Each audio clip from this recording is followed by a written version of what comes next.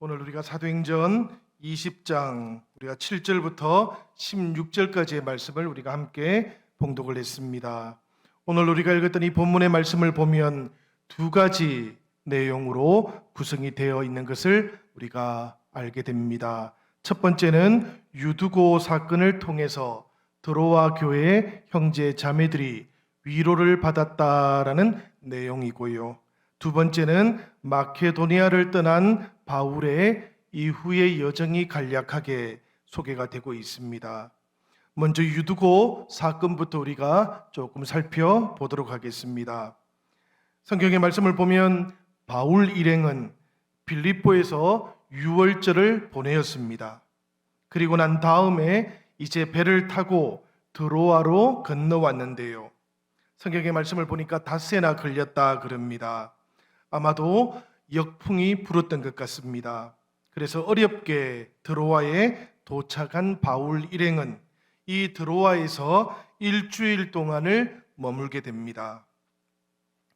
일주일을 머물렀던 이유나 또 드로아에 언제 이 드로아 교회가 세워졌는지에 대해서는 우리가 알지를 못합니다. 그렇지만 7절의 말씀을 통해서 보면 바울은 이 주일에 드로아 교회 형제 자매들과 떡을 떼기 위해서 모였다고 합니다. 우리가 7절의 말씀 다시 한번 같이 읽어보도록 하겠습니다. 다 같이 7절 말씀입니다. 우리 앞부분의 구절들만 읽겠습니다. 그 주간의 첫날에 우리가 떡을 떼려 하여 모였더니 바울이 이튿날 떠나고자 하여 그들에게 강론할새 말을 밤중까지 계속하매. 이 말씀을 보면 드로아에서는 이미 안식일이 아니라 주간의 첫날 곧 주일에 모여서 떡을 떼는 성만찬 예배를 드리고 있었다라는 것을 우리가 발견하게 됩니다. 안식일이 아니었기 때문에 낮에 일하고 일이 끝나는 저녁이 되어서 이 드로아 교회 성도들은 모였던 거예요. 그래서 바울이 밤중까지 강론을 계속했다는 것이 이 드로아 교회 성도들이 아침부터 모여가지고 밤중까지 계속해서 가르치고 말씀의 은혜를 나누었다라는 그런 의미는 아닙니다. 저녁부터 밤중까지 바울은 계속 가르쳤던 것이지요. 그래도 조금 늦게까지 대화가 이어지기는 했습니다. 이렇게 늦게까지 대화가 이루어졌던 이유가 하나 있는데요. 그게 뭔가 하면 이 일회를 머물렀던 바울이 이제는 드로아를 떠나려고 하기 때문입니다. 내일이 되면 바울은 이 드로아를 떠나려고 계획을 하고 있었던 것이지요. 기록물을 통해서 우리가 보면 이 당시 드로아에는 노예들이나 또 사회적으로 천한 대우를 받던 사람들이 많이 살았다 그럽니다.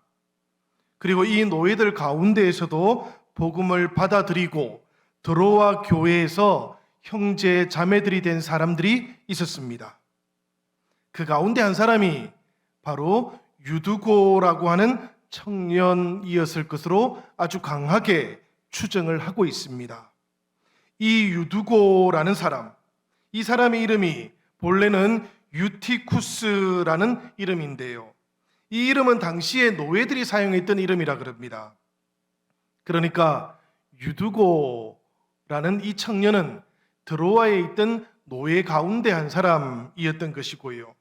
또 청년이라고는 하지만 그 당시의 일반적인 수명을 우리가 생각해 보면 아마도 한 15세 전후가 되었을 것이다, 그렇게 추정을 합니다.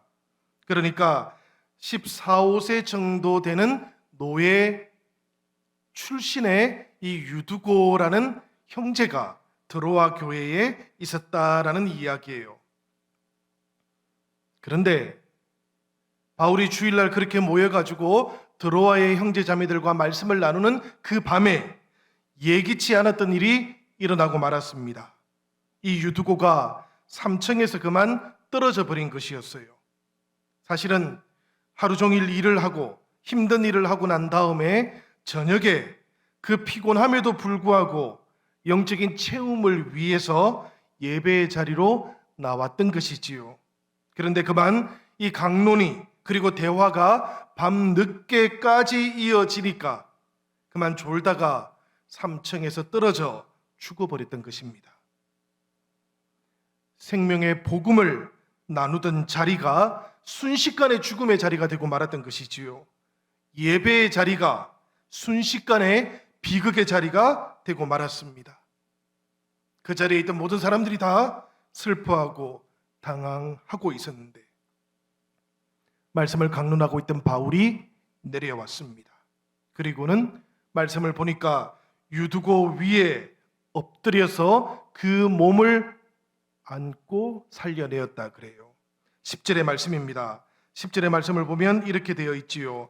바울이 내려가서 그 위에 엎드려 그 몸을 안고 말하되 떠들지 말라, 생명이 그에게 있다 하고.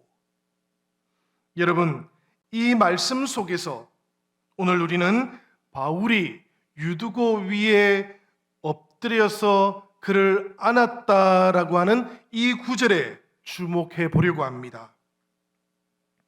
왜 그런가 하면 바울이 지금 유두고 위에 엎드려서 그를 껴안다라는 이 말이 본래 원어 성경에서는 에피핍토라고 하는 헬라 말이기 때문에 그렇습니다.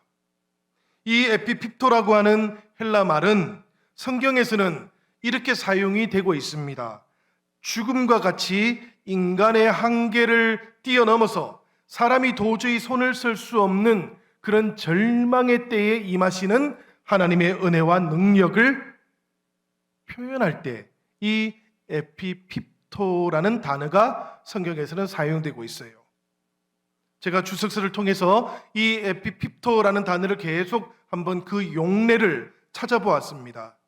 그러니까 우리가 잘 알고 있던 저 구약 성경에서는 엘리야가 사르밧 과부의 아들을 살릴 때 그 아들을 엎드려서 껴안지요. 그때도 에피핍토라는 단어를 사용했고요.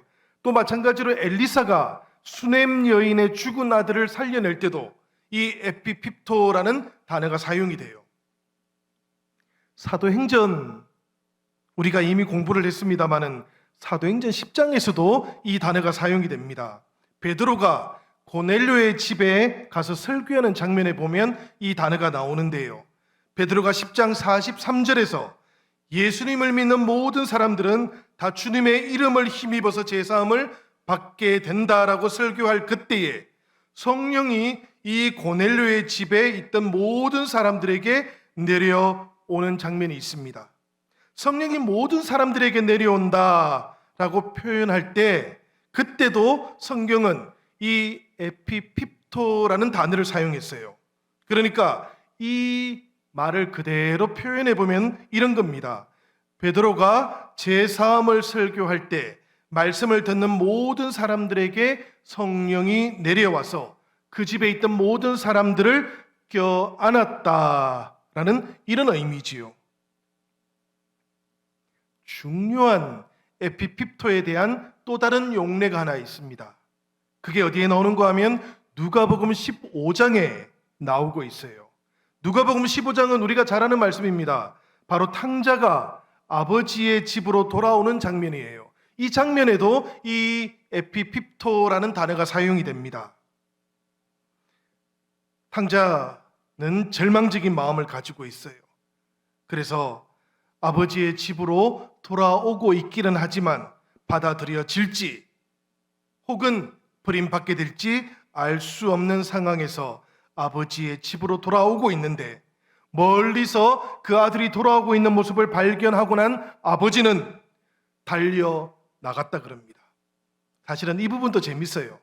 성경을 보면 달려 나간다라는 이 부분이 스프린트라고 되어 있습니다. 이 스프린트가 뭡니까 여러분? 단거리 선수를 가리켜서 스프린터라고 우리가 부르지 않습니까? 아버지가 지금 그 아들을 발견하고 뛰쳐나가는 모습이 마치 단거리 경주 선수가 뛰어나가는 것처럼 그렇게 달려나갔다는 거예요. 그런 다음에 이 아버지가 그 아들에게 했던 행동이 뭔가 하면 바로 에피핍토, 말하자면 껴안았다라는 그런 이야기예요. 이 말씀 속에서는 이런 의미가 들어있는 것이지요. 잃었다가 찾은 사랑하는 자녀를 다시는 빼앗기지 않겠다는 그 아버지의 마음이 이 단어 속에 표현이 되고 있는 것이지요. 유두고가 지금 바울 사도를 통해서 이 에피핍토, 말하자면 하나님의 껴안음, 성령님의 껴안음을 체험하게 되었던 것이지요. 성령께서 바울을 통해서 이 유두고를 껴안아 주심으로 지금 말씀을 듣다가 끔찍한 일을 당했던 유두고의 목숨이 다시 살아나게 된 것입니다. 사랑하는 여러분, 우리는 어떤 자리에서 이 성령의 껴안음을 경험하고 있습니까? 오늘 이 저녁에 주님을 사모하고 하나님 만나기를 사모하는 사랑하는 영신 성도들 모두의 가정에서 이 성령이 여러분들의 마음을 껴안아 주시기를 바랍니다. 그래서 흩어진 우리의 마음들, 낙심한 우리의 마음들이 새롭게 회복되어지는 은혜가 있기를 주님의 이름으로 축원합니다. 오늘 우리는 이 유두고의 이야기의 또 다른 측면을 하나 더 살펴보려고 하는데요. 그 유두고가 살아나는 것을 목격했던 사람들이 이 드로아 교회에 많이 있었습니다. 그 밤에 날이 새도록 바울과 함께 말씀의 은혜를 나누었던 모든 사람들이 바울이 떠나가고 난 다음에 이 유두고가 살아나니까 큰 위로를 받았다 그래요. 12절의 말씀이 이러합니다. 우리 12절의 말씀 다 같이 한번 읽어보도록 하겠습니다. 사람들이 살아난 청년을 데리고 가서 적지 않게 위로를 받았더라. 아무런 관계가 없는 사람이 죽었다가 다시 살아나면 보통 사람들은 다시 살아난 그 일 때문에 깜짝 놀랍니다. 그치요? 깜짝 놀라게 되고 이제까지 일어나지 않았던 기적이었으니까 사람들은 그 놀라운 사건을 보면서 어쩌면은 경이로움에 사로잡힐지도 몰라요. 그런데 오늘 드로아 교회 성도들의 반응은 조금 달라요. 이들은 놀라거나 경이롭거나 이런 것이 아니고 적지 않게 위로를 받았다라고 그렇게 말씀이 전하고 있습니다. 여러분, 이 이야기는 거꾸로 생각해 보면 이런 것이지요. 유두고의 죽음이 드로아 교회의 형제 자매들에게는 큰 슬픔을 주었다라는 그런 이야기입니다. 그러다가 이 유두고가 다시 살아나니까 큰 위로를 받게 되었던 것이지요. 이 상황을 우리는 가만히 한번 생각을 해봐야 됩니다. 어린 노예였던 이 유두고가 드로아 교회 성도들에게 어떤 존재였을까 생각해 보게 된다는 이야기예요. 그저 이 드로아 교회의 이름 모를 한 노예 소년이었다면 사람들은 기적에 대해서 놀라기는 했겠지만 그러나 슬퍼하다가 위로를 받는 이런 감정을 가지지는 않아요. 이 감정을 보면 유두고는 이 드로아 교회 성도들에게는 슬픔을 주는 존재, 그리고 위로를 주는 존재, 기쁨을 주는 존재라는 이야기입니다. 말하자면 노예가 아니라 교회의 가족이었다라는 그런 이야기인 것이지요. 로마 제국 당시의 노예들은 사람으로 취급을 받지 않았습니다, 여러분. 물건처럼 취급을 받았어요. 그런 노예였는데 이 드로아 교회 성도들에게 유두고는 이미 가족으로 받아들여지고 있었다는 이야기입니다. 그들은 이 노예 출신의 유두고라는 형제를 가족으로서 사랑했다라는 아주 중요한 말씀 구절이 바로 유두고가 다시 살아나니까 적지 않게 위로를 받았다라는 이 말씀 구절인 것이지요. 성도 여러분, 유두고라는 노예 때문에 슬퍼했고 또 위로받았던 이 드로아 교회를 우리가 가만히 한번 생각해 보아야 됩니다. 왜 그런가 하면 이 드로아 교회를 가만히 생각하다 보면 교회란 무엇인가 하는 물음에 우리가 답을 얻을 수 있기 때문에 그래요. 교회라는 곳이 어떤 곳이어야 하는가 하는 것에 대한 우리가 길잡이를 하나 얻을 수 있기 때문에 그렇습니다. 교회는 세상에서 버림받은 사람들을 주님의 사랑 안에 품어주고 껴안아주는 곳이라야 한다라는 그런 이야기예요. 하나님께서 사랑하는 자녀들을 껴안아주는 것처럼 아버지가 돌아오고 있는 탕자를 뛰쳐나가서 껴안아주는 것처럼 주님께서 십자가를 통해서 사랑하는 당신의 형제 자매들을 껴안아주고 계시는 것처럼 교회도 그렇게 세상에서 버림받은 사람들을 껴안아주고 품어주어야 하는 곳이다라는 것을 이 드로아 교회를 통해서 우리는 깨달을 수 있기 때문에 그렇습니다. 몸이 힘들고 마음이 힘든 사람들, 우리 영신교회를 찾아오시면 이런 분들이 우리 교회 안에서 나그네처럼 구석에 홀로 앉아서 예배드리고 가는 그런 교회가 아니라 한 가족, 한 식구가 되어서 위로를 받고 용기를 받을 수 있는 주님의 교회가 우리 영신교회가 되기를 주님의 이름으로 축원합니다. 오늘 본문 말씀의 두 번째 구절도 한번 살펴보려고 하는데요. 이 두 번째 부분은 마케도니아 이후에 밀레도에서 에베소의 장로들을 만나기까지의 바울의 여정을 소개하는 겁니다. 사실 사도행전은 이 부분을 아주 간단하게만 우리에게 전해주고 있기도 합니다. 먼저 간단하게 지도를 통해서 한번 살펴보도록 하지요. 바울의 이후의 여정이 어떻게 되는지를 한번 보시기를 바랍니다. 저기에 보면 우리 무시아라는 곳, 그 위쪽에 트로이라는 곳이 있고 그 아래 보면 드로아라는 곳이 있지 않습니까? 지금 바울은 드로아라는 곳에 있다가 이제 어디로 가게 되는가 하면 아소라고 하는 저 파란 동그라미가 쳐져 있는 저곳으로 가게 됩니다. 저 아소라는 곳에까지 갔다가 그 다음에 미둘레네라는 곳, 그리고 기오라는 곳, 그리고 사모라는 곳으로 가게 돼요. 그리고 난 다음에 바울이 어디로 가는가 하면 저 아래 밀레도라는 곳에 도착하게 됩니다. 이 밀레도에 도착해서 바울은 사실은 에베소에 가고 싶었을 거예요. 왜냐하면 바울이 3년 동안이나 그곳에서 제자들을 가르쳤던 곳이기 때문에 정말로 가고 싶었을 거예요. 사실 바울은 이제 더 이상 이 지중해 동편 지역에 오지 않습니다. 바울 스스로가 그런 생각을 하는 거예요. 이제 이곳을 떠나고 나면 나는 다시 오지 못할 것이다. 그런 마음이 있었으니 에베소 교회 형제 자매들을 보고 싶었을 겁니다. 그런데도 불구하고 바울은 지금 예루살렘으로 빨리 가려고 해요. 왜 그런가 하면 오순절, 그 오순절을 예루살렘에서 지키고 싶은 것이거든요. 우리가 보았던 것처럼 빌립보에서 바울은 유월절을 지냈습니다. 유월절을 지내고 드로아로 건너와서 이미 그곳에서 일주일을 있었던 거예요. 그리고 배를 타고 오는데 한 5일 정도 또 걸렸습니다.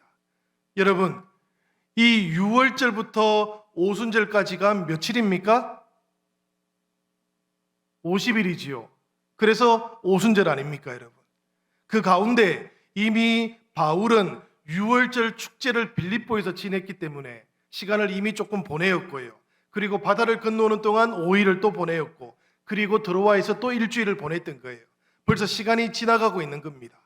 그리고 난 다음에 이 바울이 드로아에서부터 또 항해를 하거나 걸어서 움직이면 예루살렘까지 시간이 또 걸리는 것이지요. 사실은 그래서 바울의 마음이 조금 급합니다, 지금. 그래서 에베소의 형제 자매들, 그들을 보고 싶지만 바울은 계속 여정을 이어서 밀레도까지 가는 동안에 에베소의 장로들이 오히려 밀레도까지 나와서 만나도록 그렇게 부탁을 했던 것이지요. 오늘 우리가 읽었던 말씀은 이렇게 드로아에서부터 밀레도에 이르는 여정을 아주 간단하게만 소개해 주고 있습니다. 우리가 이 여정을 조금 더 살펴볼 텐데요. 드로아에서 아소로 가는 여정을 조금 더 우리가 한번 살펴보려고 합니다. 7일 동안 드로아에 머물렀던 바울이 그 일행들하고 나뉘어져요. 지금 일행들은 배를 타고 앗소로 가게 합니다. 배로 가면은 뱃길이 이렇게 돌아서 가게 되는데 한 60km 정도 된다 그럽니다. 그리고 바울 혼자서 드로아에서 앗소까지 걸어가요. 지금 대략 우리 구글 지도를 통해서 보면 드로아에서 앗소까지 도로를 따라서 가면은 한 50km 조금 더 됩니다. 그 당시에 바울이 걸었을 그 경로를 통해서 이렇게 보아도 한 50km 정도는 될 것이다라고 그렇게 추정을 합니다. 그런데 여러분, 바울은 왜 일행하고 떨어져서 혼자 그렇게 걸어서 앗소까지 가려고 했던 것일까요? 우리 13절 말씀 한번 같이 읽어보도록 하겠습니다. 13절 말씀입니다. 다 같이 한번 읽겠습니다. 우리는 앞서 배를 타고 앗소에서 바울을 태우려고 그리로 가니 이는 바울이 걸어서 가고자 하여 그렇게 정하여 준 것이라. 여기 우리라는 말은 누가가 그 일행 속에 포함되어 있기 때문인 것이지요. 그렇지만 이 우리라는 말 속에는 이제 바울은 포함되어 있지 않은 겁니다. 바울만 빼고 나머지 모든 일행들은 배를 타고 드로아에서 앗소로 가고 있는 것이고요. 그 대신에 바울은 혼자서 지금 앗소까지 걸어가려고 하는 겁니다. 말씀드렸던 것처럼 대략 50km가 조금 더 넘는 거리, 도보로 걸어간다면 최소한 이틀에서 사흘 정도가 걸렸을 그 거리를 지병도 있었고 옥에 갇혔었고 여러 차례 채찍에 맞았고 게다가 전날에는 또 드로아에서 밤을 새워서 말씀을 전하기도 했던 바울이 혼자서 걸어가려고 하는 겁니다. 이유가 도대체 무엇일까? 이것을 우리가 한번 생각해 보아야 되겠습니다. 우리는 사실 이 사도행전, 오늘 우리가 읽었던 본문에는 나오지 않는 그 이유를 조금 더 내려가면 발견할 수 있습니다. 그 이유가 에베소 교회의 장로들에게 마치 유언처럼 남겨놓은 바울의 말 속에 나오고 있기 때문에 그래요. 22절과 23절의 말씀 보면 그 이유를 우리가 조금 짐작할 수 있게 됩니다. 우리 다 같이 한번 읽어보지요. 다 같이 읽겠습니다. 보라, 이제 나는 성령에 매여 예루살렘으로 가는데 거기서 무슨 일을 당할는지 알지 못하노라. 오직 성령이 각 성에서 내게 증언하여 결박과 환난이 나를 기다린다 하시나. 22절과 23절은 이렇게 되어 있습니다. 바울이 고린도에서 본래 수리아로 가는 배를 타고 곧바로 예루살렘으로 갔다가 로마로 가려고 했었습니다마는, 그러나 그때 유대인들의 음모 때문에 마게도니아로 되돌아왔었지요. 그래서 3차 전도여행의 여정이 고린도에서 다시 마케도니아로 돌아서 이렇게 이제 드로아까지 건너오게 되었던 것 아닙니까? 바울은 이 마케도니아에 있던 베레아, 데살로니가 그리고 빌립보 교회를 거쳐서 드로아에 도착하는 동안에 예루살렘에서 자신을 기다리고 있는 것이 어떤 상이라든지 영광이라든지 그런 것이 아니라는 것을 알게 되었어요. 예루살렘에 가면 결박을 당하게 되고 환난을 겪게 될 것이다라는 것도 분명하게 알게 되었습니다. 이렇게 결박과 환난이 기다리고 있다는 것을 알게 되면 사람들은 보통 어떻게 생각할까요? 고난의 길이 내 앞에 놓여 있으니, 결박을 당하고 환난을 당할 그 일이 내 앞에 놓여 있으니 하나님께서 이 길은 가지 말라고 하시는구나, 이렇게 생각할 수 있는 것이지요. 성령께서 위험한 예루살렘에 가지 않도록 계속해서 결박받고 환난받을 것이다 라고 나에게 경고해 주시는구나. 마치 2차 전도 여행 때처럼 성령께서는 내가 가는 그 길을 자꾸 막으시는구나, 이렇게 해석할 수도 있는 것이겠지요. 그런데 우리가 이 사도행전 20장의 말씀을 가만히 보면 바울은 지금 예루살렘으로 가는 그 결정을 취소하지 않습니다. 예루살렘에서 무슨 일을 당하게 될지는 다 알지는 못하지만, 그러나 주 예수께서 자신에게 주셨던 그 사명의 길은 그와 같은 결박과 환난이 결코 막을 수 없는 길이라는 그런 생각에 이르게 되었던 거예요. 24절 우리 말씀 같이 한번 읽어보면 좋겠습니다. 다 같이 읽겠습니다. 내가 달려갈 길과 주 예수께 받은 사명 곧 하나님의 은혜의 복음을 증언하는 일을 마치려 하면은 나의 생명조차 조금도 귀한 것으로 여기지 아니하노라. 아멘. 이 사명의 길을 앞두고 바울은 자신의 일행들과 잠시 떨어져 있고자 했습니다. 일행들과 떨어져 있고자 했던 이유가 오직 하나님과 함께 있고 싶었기 때문인 겁니다. 생명조차도 조금도 귀한 것으로 여기지 않는 사명의 길, 그 길을 걸어가는 사람은, 혹은 그 길을 걸어갈 수 있는 사람은 마음과 영혼이 오직 하나님의 은혜로 채워져 있어야 했기 때문입니다. 아소까지 대략 한 50km 정도 되는 그 길을 걸어가면서 바울은 홀로 주님과 동행했던 것이지요. 그 길을 걷는 동안 오직 하나님과 바울밖에 없었습니다. 생각해보면 이렇지 않습니까, 여러분? 이제 마케도니아와 터키에서의 모든 사명은 끝이 났습니다. 말씀드렸던 것처럼 이제 지중해 동쪽 땅으로는 더 이상 오지 않아요. 목숨을 걸어야 했던 1차, 2차, 3차 선교 여행도 이제 끝나가고 있는 것입니다. 아소까지 가는 그 길을 걸어가는 동안에 바울은 생각했을 거예요. 박해자에 있던 자신을 택한 그릇으로 삼아 주셨던 하나님의 은혜를 생각했을 겁니다.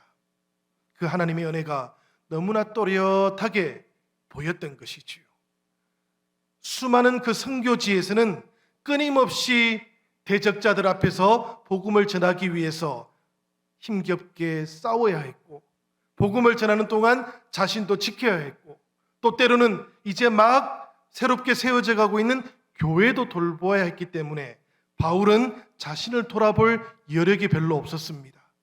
자신에게 임했던 하나님의 은혜를 다시 돌아보고 새롭게 마음속에 새겨보는 그런 시간도 가지기가 어려웠던 것이지요. 그러나 아무도 없는 곳, 일행들하고도 떨어져서 아소로 가는 그 길을 걸어가는 동안 바울은 오직 주님과만 있었습니다. 오직 하나님과만 홀로 길을 걷고 있었던 것이죠.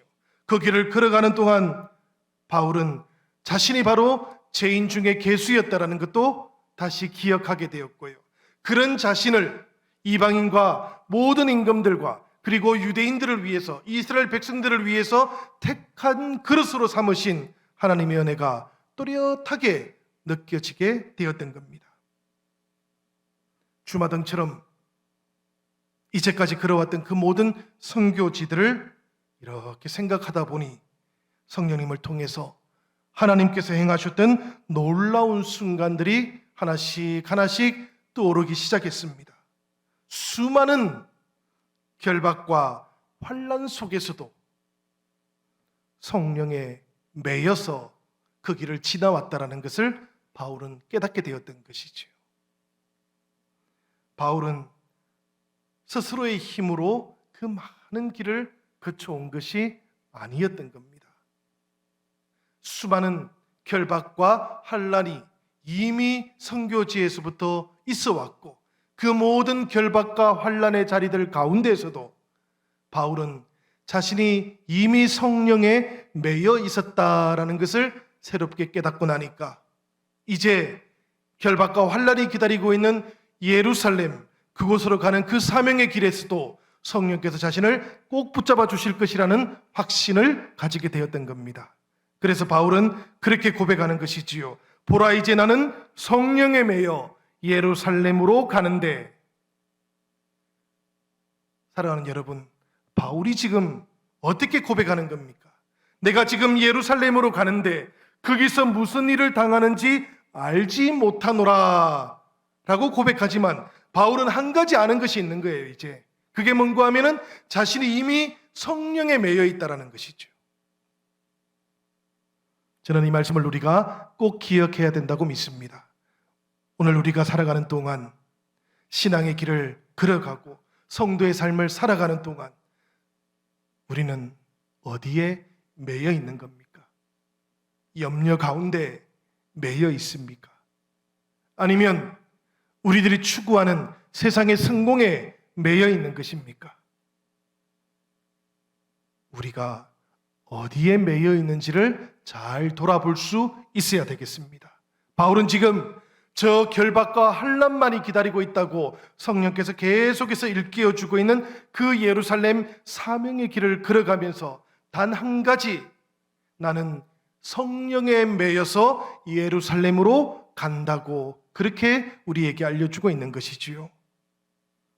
사랑하는 여러분, 저는 바울이 이렇게 예루살렘으로 걸어가는 이 길에서 성령에 매였고, 그리고 성령에 매여 있다는 것을 발견했던 이 앗소로 가는 길이 대단히 중요하다고 생각됩니다. 우리들이 살아가는 동안 우리들에게도 바로 이 앗소로 가는 길이 꼭 필요하기 때문에 그래요. 우리가 분주한 일상들 가운데서는 미처 발견하지 못했던 하나님의 은혜를 발견하는 길이 바로 이 앗소로 가는 길이기 때문에 그렇습니다.